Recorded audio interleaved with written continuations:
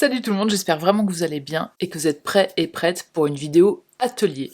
Aujourd'hui, nous allons apprendre à faire un calendrier perpétuel d'anniversaire. Moi, je m'en suis fait un ici à l'aquarelle et un ici au stabilo. Le principe, c'est que c'est des feuilles A5 sur lesquelles j'ai fait des colonnes et des lignes avec 2 mois par A5, donc là on a janvier et février, et au milieu il y a des chiffres pour représenter les dates, et vous allez venir écrire, si c'est l'anniversaire de Nono le 10 janvier, et ben en face du 10 janvier, vous écrivez Nono, entre parenthèses peut-être l'année de naissance si vous voulez pouvoir recalculer son âge tous les ans, et d'année en année, vous gardez le même calendrier, vous n'êtes pas obligé de recopier à chaque fois les anniversaires dans votre agenda, vu qu'il n'y a pas d'année, bah ça marchera tous les ans. C'est un petit objet qui fait un peu déco, qui fait un peu, ça peut être un cadeau aussi, vous pouvez la sortir à votre intérieur, vous pouvez le faire avec des enfants, c'est pas très compliqué à faire, il faut juste des feuilles un peu cartonnées, donc ça peut être du canson mais ça peut être un petit peu plus épais, des feuilles d'aquarelle par exemple, des choses pour colorier, donc soit aquarelle, ça peut être du feutre, ça peut être des crayons de couleur, ça peut être des surligneurs, crayons à alcool, etc. Plein d'autres médiums auxquels je pense pas forcément. Et surtout, vous pouvez l'adapter, vous pouvez faire quelque chose de très coloré, de très gai, quelque chose de très minimaliste, vraiment juste noir et blanc, simple et efficace. Les typos, les titres et tout ça, le but c'est de vous amuser, de faire quelque chose qui vous ressemble ou qui plaira à la personne à qui vous voulez l'offrir. Alors la première chose qu'on va faire, c'est que je vais vous expliquer un peu la structure de chaque feuille. Pour ça, je vais vous partager mon écran d'iPad, et ça va être beaucoup plus simple parce que je vous ai préparé des petites choses pour pouvoir vous expliquer de façon très claire. Donc là, je suis sur un format A5, c'est exactement le format de ça, c'est la moitié d'un A4, donc si vous avez des feuilles A4, vous pouvez les couper en deux tout simplement, et c'est 21 cm par à peu près 15. Sur un A4, ce sera 14,8 et quelques, mais on va dire que c'est 15 pour simplifier un peu la vie de tout le monde. On va commencer par tracer les lignes pour savoir où est-ce qu'on va. Donc là, vous avez un exemple de présentation avec une typo janvier, une typo février, et puis une couleur pour chaque mois. Voilà, ça peut donner ça. Donc l'idée, c'est que on va venir tracer des lignes, vous les voyez ici. Attention, avant de tracer, il faut appuyer le moins possible avec votre crayon pour surtout pas laisser de traces dans votre papier et que ce soit facile à gommer. L'idée, c'est d'avoir ces lignes au départ qui vont vous permettre de créer les lignes de chaque jour, et en haut, ce sera la ligne du mois. Donc les mesures de ça, vous avez la marge du bas, c'est 1,5. Les marges sur les côtés, de chaque côté, j'ai laissé 0,5. La marge du titre, 1,5. Au milieu, j'ai pas mesuré parce que j'ai fait en partant de l'extérieur. Et chaque espace entre chaque ligne, c'est 0,5 mm aussi. Vous devez tracer 32 lignes séparées de 0,5 mm, donc moi je commence à partir du bas, j'en trace une première à 1,5 du bas, et ensuite je remonte, j'en trace 32, et ça c'est la fin des jours.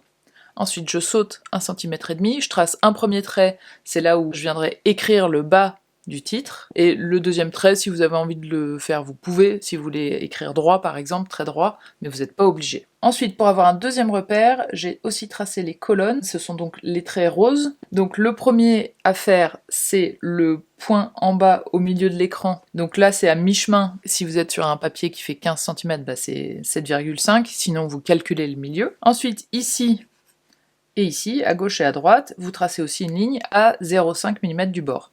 Et vous savez que toute cette partie-là, hop, qui est ici, là, le bord, hop, et là, on n'écrira pas du tout dedans. Si jamais vous voulez pas tracer, parce que moi c'est un peu mon truc, notamment avec l'aquarelle, les traces de crayon, si vous passez un tout petit peu dessus, elles s'effacent plus. Ça m'embête un peu. Donc moi je me suis fait un petit système, j'ai pris 2 feuilles A5 quadrillées avec du Bristol. Vous voyez que ici j'ai tracé des repères. En plus, comme il est quadrillé, bah, c'était très facile, j'ai pas eu à mesurer, j'ai juste fait une ligne sur chaque carré. Donc vous avez le centimètre et demi, là le carré est pas tout à fait plein, mais on va dire qu'il est plein. Donc j'ai fait 3 carrés avant le premier trait, ensuite j'ai fait mes 32 traits, hop, ça c'est le dernier, ensuite 3 carrés et un trait ici, et je l'avais fait en une seule fois sur du Bristol, que j'ai coupé en deux, et ça me fait des repères en fait de chaque côté. Et ensuite, pour tracer les traits, j'avais qu'à prendre le repère de chaque côté, et je traçais juste au-dessus. Pour coller votre feuille, qui sera votre feuille définitive, n'utilisez pas du scotch parce que ça peut l'arracher, surtout du papier à aquarelle. Moi ce que je prenais c'était de la pâte à fixe, j'en mettais à 4 endroits en dessous et je le collais sur le bureau. Donc ça peut être une astuce pour gagner du temps. C'est pas indispensable, si vous voulez tracer les traits, vous pouvez. Donc ça c'est la première chose, créer vos repères de lignes. La deuxième chose, ça va être de venir colorier ces lignes.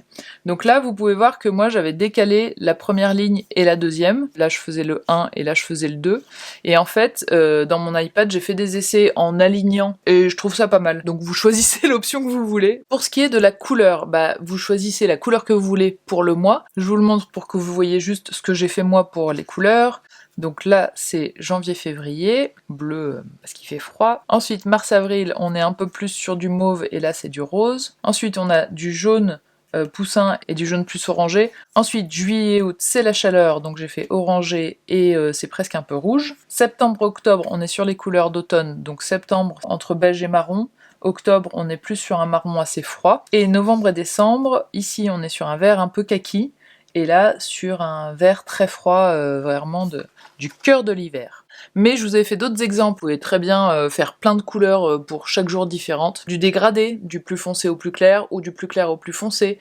Vous pouvez faire un peu plein de violet, ou du violet au rose, ou un gros dégradé sur l'ensemble du calendrier. Bref, vous vous amusez surtout avec les couleurs. Maintenant, c'est le moment d'appliquer les couleurs. Moi, j'aime bien l'idée que c'est pas exactement tracé à la règle, que ce soit en aquarelle ou au feutre, que ça reste ce qu'on appelle une ligne organique, c'est-à-dire que c'est moi avec ma main qui ai tracé ce trait. Si vous voulez que vos lignes soient parfaitement droites, évidemment vous prenez une règle et vous tracez sur la règle, ça y a pas de problème. Si vous le faites au feutre, moi j'ai essayé avec des feutres et en fait c'était pas très beau de colorier tout l'intérieur parce que ça faisait des lignes très très foncées, donc les prénoms qu'on notait étaient pas très très visibles.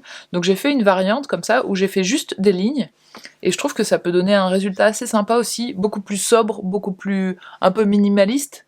Un peu plus clair aussi parce que bah il y a moins d'informations, donc ça peut être une option. Au lieu de colorier entre chaque ligne, vous tracez juste les 32 lignes, ou selon le nombre de jours qu'il y a, par exemple février, bah je suis pas allée jusqu'à 31 puisque il n'y a jamais de 31 jours en février. Donc ça, vous pouvez y penser aussi.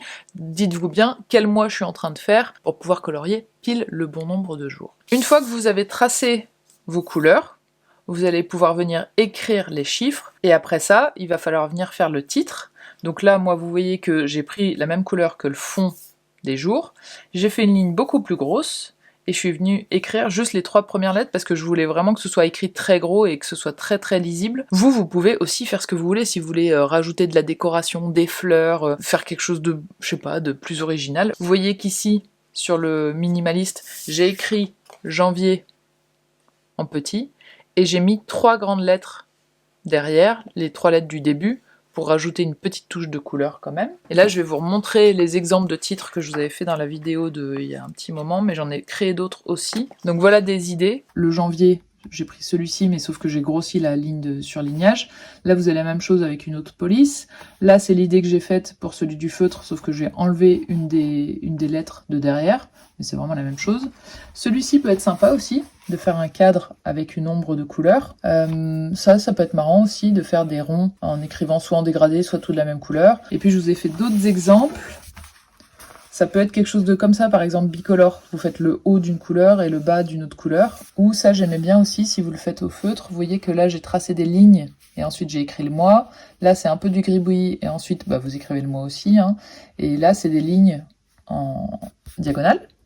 Ici, vous pouvez mettre le nom du mois et faire des cercles autour. Alors, il faut que les cercles soient un peu réguliers. Donc, moi, j'ai pas trop réussi. C'est pas très très beau, mais pourquoi pas. Essayez de vous faire un peu des essais comme ça et de trouver ce qui vous plaît le plus. Une fois que vous avez écrit le nom des mois, bah, en fait, vous avez fini. Vous avez plus qu'à, si vous avez des traits de crayon, vous avez plus qu'à les gommer. Donc, faites attention à les gommants. Allez-y doucement. Déjà, attendez que ce soit bien sec. Et ensuite, vous gommez. Et une fois que vous avez tout, moi, vous voyez ici, ce que j'ai fait, c'est que j'ai fait j'ai une petite perforette, j'ai fait un trait au-dessus de chaque mois, et je les ai reliés par un petit fil en laine. Je viens l'accrocher à un clou, hop là, comme ça. Ça peut être aussi un seul trou et un fil en laine, ça peut être aussi une petite pince, j'en ai pas qui soit très jolie, mais vous savez, des petites pinces qui ont cette forme-là, il y en a des très mignonnes, qui sont un peu dorées, qui sont un peu décorées, etc. Donc vous pouvez faire ça aussi. Ça peut être juste une punaise. Et voilà, normalement vous avez fini, donc si vous avez réalisé un de ces calendriers d'anniversaire perpétuels, n'hésitez pas à le poster sur Instagram et à me taguer en mettant @marianbloch dans votre commentaire, comme ça je peux le voir et je peux le partager, et ça me fera trop plaisir de voir vos versions de ce calendrier. Je vous souhaite une très bonne journée et je vous dis à la semaine prochaine pour les top et flops. Ciao!